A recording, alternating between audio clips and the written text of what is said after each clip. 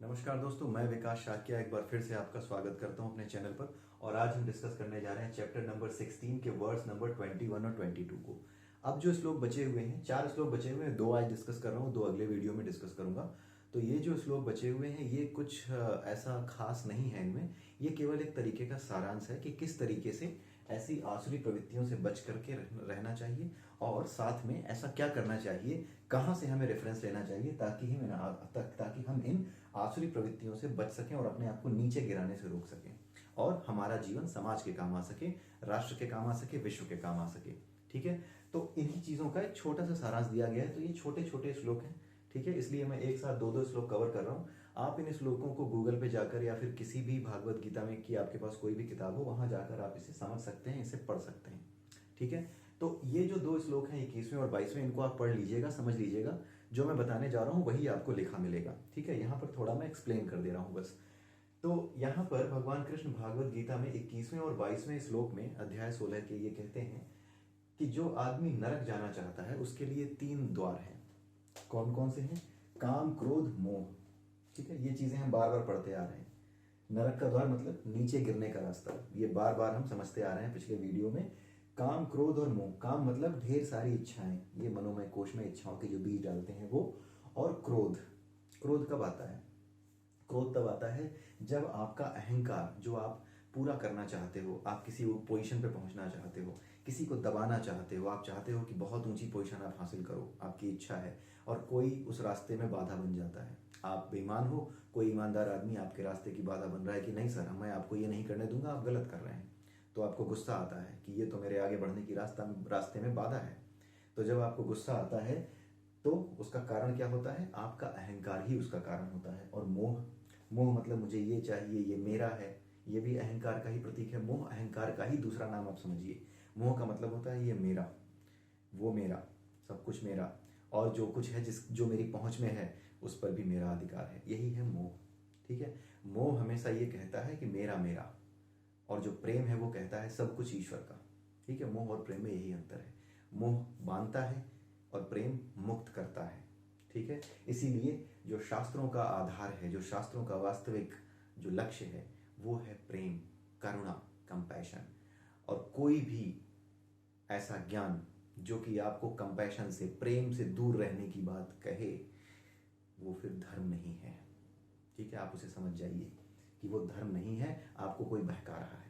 ठीक है, तो अब इसमें भगवान कृष्ण ने बताया है कि नरक के 3 द्वार हैं, यानी नीचे गिरने के 3 रास्ते हैं, काम, क्रोध और मोह। ठीक है, उसके अलावा जो इनसे बचता है वो कल्याण के मार्ग पर चलने लगता है। इनसे बचने का मतलब क्या है?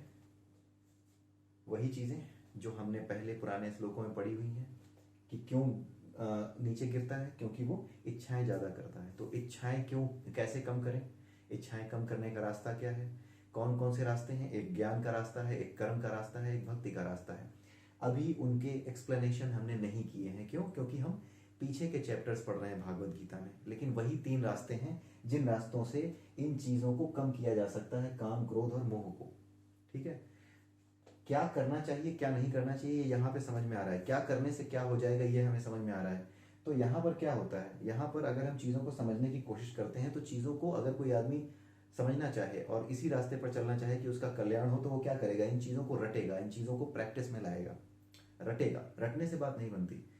आपको वो समझना पड़ता है, कॉन्सेप्ट को समझना पड़ता है कि क्यों ऐसा करना है और कैसे ऐसा करना है। जब भी कोई आदमी सत्संग में जाता है तो वो ये सुनने नहीं जाता कि चोरी मत करो। उसे खुद नहीं पता होता कि वो ये नहीं सुनने जा रहा कि चोरी मत करो, झूठ मत बोलो। कोई भी आदमी जो सत्संग में जाता है ऐसी बातें तो सुनता है, चोरी नहीं करनी है, माँ बाप की इज्जत करो, ऐसा करो, वैसा करो, देश के लिए अच्छे काम करो, समाज के लिए अच्छे काम करो, ठीक है, दान दो, या जो भी चीजें हैं, वो ये सुनने नहीं जाता है, लेकिन सुन यही रहा होता है। असल में उसे खुद ये नहीं पता होता कि वो सुनने क्या जा रहा है। अंदर से उसकी आत्मा जानती है कि वो क्या सुनने जा रहा है। ठीक है, लेकिन वो ये समझ नहीं पाता। क्यों? क्योंकि वो अपनी आत्मा को देखना नहीं चाहता, अपनी अंतरात्मा से बात नहीं करना चाहता, खुद से बात नहीं करना चाहता। बचता है अपने ही आप से, अपने आप से ज्यादा अपने आप को कोई नहीं जानता। लेकिन जब उससे बचते रहोगे कि नहीं, सोचना ही नहीं है, क्यों देखना अपनी अंतरात्मा की ओर, तब तक आप इस चीज को नहीं समझ सकते कि आपकी आत्मा वास्तव में किस चीज के लिए सत्संग में जा रही है। बड़े बड़े पंडालों में जो लोग बैठे होते हैं उपदेश देते हैं, चोरी मत करो, ये मत करो, वो मत करो, ये तो सामान्य शिष्टाचार है, ये तो आपके माँ बाप भी आपको सिखा देते हैं। तो सत्संग का कारण क्या है? सत्संग में जाने का उद्देश्य क्या है? क्यों जाना चाहता है आदमी? ये जानते हुए भी कि वही बातें बताई जाएंगी जो हम पहले से जानते हैं, फिर वो क्यों जाता है? क्यों? क्योंकि उसकी आत्मा जो है, उसकी एक इनर मोटिवेशन है, अंतः प्रेरणा है। वो उससे कहती है कि जाओ और जा करके ये जानो कि झूठ बोलना नहीं है, ये तो ठीक है, लेकिन झूठ बोलने से खुद को रोका कैसे जाए, इसका उपाय क्या है? यही जानने के लिए आदमी सत्संग में जाता है, लेकिन अपने आप को व्यक्त नहीं कर पाता। वो यही खोज रहा होता है, बार बार सत्संग में जाता है, बार बार घर वापस आता है, फिर उसका सत्संग में जाने का मन करता है। क्यों? क्योंकि जो वो खोज रहा है ना, वो उसको मिल नहीं रहा है, इसीलिए बार बार सत्संग में जाने का मन करता है और वो बार बार उसी तरफ जाता है। और किसी दिन प्रैक्टिस करते करते, समझते समझते किसी सही गुरु से या फिर किसी सही वक्ता से उसकी मुलाकात हो जाती है और वो समझ जाता है कि वास्तविक जो धर्म है वो क्या है, वास्तविक जो सत्संग है वो क्या है। वास्तविक सत्संग ये नहीं है कि आपको कोई ये समझा दे कि चोरी मत करो। वास्तविक सत्संग वो है जो आपके अंदर ये ज्ञान पैदा कर दे कि चोरी क्यों ना करें, क्यों नहीं करनी चाहिए और कैसे अपने आप को चोरी करने से रोकें। ये वास्तविक सत्संग है। जैसे दुर्योधन ने कहा था ना भगवान कृष्ण से, जब भगवान कृष्ण उसको समझाने गए थे कि पांडवों से युद्ध मत करो, तो उसने कहा जानामि धर्मम नच में प्रवृत्ति, जानामि अधर्मम नच में निवृत्ति। यानी मैं धर्म जानता हूं, लेकिन अपने आप को उस रास्ते पर चलने के लिए विवश नहीं करता, अपने आप को पुश नहीं कर पाता कि मैं धर्म के रास्ते पर चलूं। मैं अधर्म को भी जानता हूं, लेकिन अपने आप को अधर्म के रास्ते पर चलने से रोक नहीं पाता। वो कृष्ण से यही कह रहा था। वो कह रहा था कि मुझे सत्संग मत सुनाओ, कृष्ण से वो यही कह रहा था कि मुझे सत्संग मत सुनाओ कि धर्म क्या है और धर्म क्या है, मैं जानता हूं, लेकिन मैं धर्म के रास्ते पर चल नहीं सकता और अधर्म के रास्ते पर चलने से खुद को रोक नहीं सकता। यही चीज हम में से बहुत लोगों की स्थिति होती है। जिनकी स्थिति दुर्योधन जैसी होती है, वो सत्संग भी नहीं करते, वो सत्संग से मना कर देते हैं। वो कहते हैं नहीं, कहीं नहीं जाना, सत्संग में नहीं जाना, सब पाखंड है, सब झूठ है, ठीक है। लेकिन जिसके अंदर अर्जुन कहीं ना कहीं बैठा होता है, जो ये जानता है कि कुछ तो गलत हम कर रहे हैं, लेकिन उस गलत को करने से खुद को रोक नहीं पा रहे हैं, तब वो वास्तविक प्रश्न पूछता है कि कैसे अपने आप को मैं रोकूं। मेरे अंदर जो मोह पैदा हो गया है, जो अहंकार पैदा हो गया है, जिसकी वजह से मैं अपना काम ढंग से नहीं कर रहा, अपनी ड्यूटी पूरी नहीं कर रहा, उसको मैं कैसे करूं। ये तो मुझे पता है कि मैं गलत कर रहा हूं, लेकिन अपने आप को इस गलत को करने से रोकूं कैसे। ये तो मुझे पता है कि मुझे मोह आ रहा है अपने रिश्तेदारों पर, उन रिश्तेदारों पर जिनके बारे में ये पता है कि ये इतने दुष्ट हैं कि अगर ये समाज में रहे तो समाज की कोई औरत सुरक्षित नहीं होगी, और अगर कोई औरत असुरक्षित होगी या कोई व्यक्ति असुरक्षित होगा तो ये लोग उसे सुरक्षा नहीं दे पाएंगे। इसलिए सामाजिक तौर पर इनका मारा जाना भी जरूरी है इस धर्म युद्ध में। लेकिन फिर भी मेरे अंदर ये मोह उत्पन्न हो रहा है, मैं इस मोह से कैसे दूर भागूं। मोह सबके अंदर होता है, ये सब कोई कहता है कि मोह से छुट्टी नहीं मिल पाती, लेकिन अर्जुन ये कह रहा है कि इससे छुट्टी कैसे मिलेगी। तो जो सत्संग में जाता है उसको ये बताया जाता है मोह से दूर रहो, लेकिन सत्संग का वास्तविक उद्देश्य ये होता है ये जानना कि मोह से दूर कैसे रहें और अपने वास्तविक धर्म को, अपने वास्तविक कर्म को समाज के परिदृश्य में, समाज का जिससे भला हो उस परिदृश्य में कैसे देखें। आपका बेटा है, मेरा भाई है, एक अपराध करता है, मैं एक बहुत बड़ा ऑफिसर हूं मान लीजिए, ठीक है, या एक बहुत बड़ा मंत्री हूं, मेरा भाई अपराध करता है और अगर मैं उसे बचाने की कोशिश करता हूं सिर्फ इसलिए कि वो एक ताकतवर आदमी का भाई है, क्या मुझे उसे बचा लेना चाहिए? और क्या ऐसा करके मैं समाज के साथ न्याय कर रहा हूं?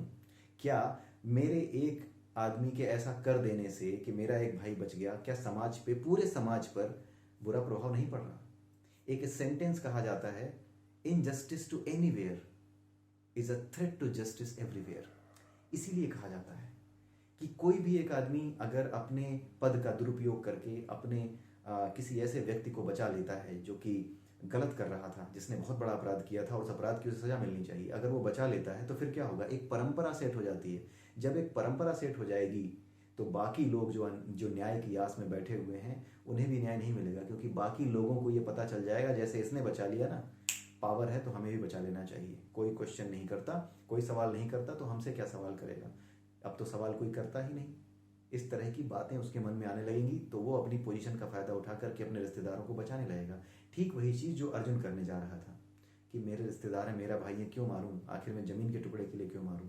वो ये नहीं देख पा रहा था कि ये वो लोग हैं जिन्होंने तब अपना मुंह नहीं खोला जब अन्याय हो रहा था एक औरत के साथ, उसकी साड़ी खींची जा रही थी, या फिर जब दुर्योधन ने कुछ गलत किया था, तो जब कुछ मत्स्य देश के नागरिक थे जो कुछ छोटे वर्ण के लोग थे जो छोटे मोटे काम किया करते थे, उनको मृत्यु दंड दिया था शकुनी के कहने पर दुर्योधन के पिता ने। ठीक है, उस समय भी भीष्म पितामह ने अपना मुंह नहीं खोला कि ये छोटे बच्चे हैं, इनसे गलती हो गई है, बच्चों के अपराध को क्षमा किया जाए, लेकिन ऐसा नहीं हुआ, उनका सिर काट दिया गया। ठीक है, तो उस समय ये लोग नहीं बोले। सामर्थ्यवान होते हुए भी जब इतने बड़े बड़े लोग कुछ नहीं बोले तो इन्हें मारना जरूरी था, इन्हें सबक सिखाना जरूरी था, इनको हराना जरूरी था। लेकिन अर्जुन ये जान भी रहा था कि हराना जरूरी है, लेकिन फिर भी उसके मन में मोह आ रहा था कि मेरे दादा हैं, मेरा भाई है, तो वो जान रहा था कि मोह तो आता है, लेकिन साथ में वो हाथ जोड़ के बैठ गया कि इस मोह से दूर कैसे रहा जाए। तो हम में से कुछ लोगों के भीतर एक अर्जुन बैठा है और कुछ के भीतर दुर्योधन बैठा है। जिनके भीतर दुर्योधन बैठा वो कहता है कुछ नहीं है सत्संग, हटाओ, और जिनके भीतर अर्जुन बैठा है वो ये जानने की कोशिश करता है आखिर में ऐसा हो क्यों रहा है, मैं इस चीज़ से दूर कैसे भागूं। पढ़ के याद तो रखना है चीज़ों को, मेहनत तो करनी है, चीज़ों को दिमाग में रखना है, लेकिन दिमाग में रखा कैसे जाए, ये हर विद्यार्थी का प्रश्न होता है। तो शिक्षा का वास्तविक उद्देश्य यही है कि वो कैपेबिलिटी डेवलप की जाए कि वो किस तरीके से चीज़ों को याद रख सके। उसको ये बताना कि तुम्हें याद रखना है, ये शिक्षा का उद्देश्य नहीं है। उसे ये समझाना कि याद कैसे रखना है, प्रैक्टिस से, कितनी प्रैक्टिस करनी है, कैसे प्रैक्टिस करनी है, मन की गति को समझते हुए, मन के व्यवहार को समझते हुए ये बताना उस विद्यार्थी को तुम्हें प्रैक्टिस कैसे करनी है, कैसे दोहराना है। यही चीज़ें होती हैं जो शिक्षा का उद्देश्य होती हैं। ठीक है, तो यही चीज़ यहाँ बताई गई है कि अगर आपको अपने आप को नीचे गिरने से बचाना है तो काम, क्रोध और मोह से दूर रखिए अपने आप को, और जो अपने आप को इससे बचा पाता है वो सही रास्ते पर आगे बढ़ जाता है, यानी ऊपर की ओर बढ़ता जाता है, अपने आप को नीचे गिराने वाले काम नहीं करता। ठीक है, यही चीज़ समझाई गई है। अगले श्लोक में फिर मिलेंगे, अगले वीडियो में अगले श्लोक के साथ। 2 श्लोक और बचे हुए हैं, उन दोनों को भी एक साथ कवर कर दूंगा। तब तक के लिए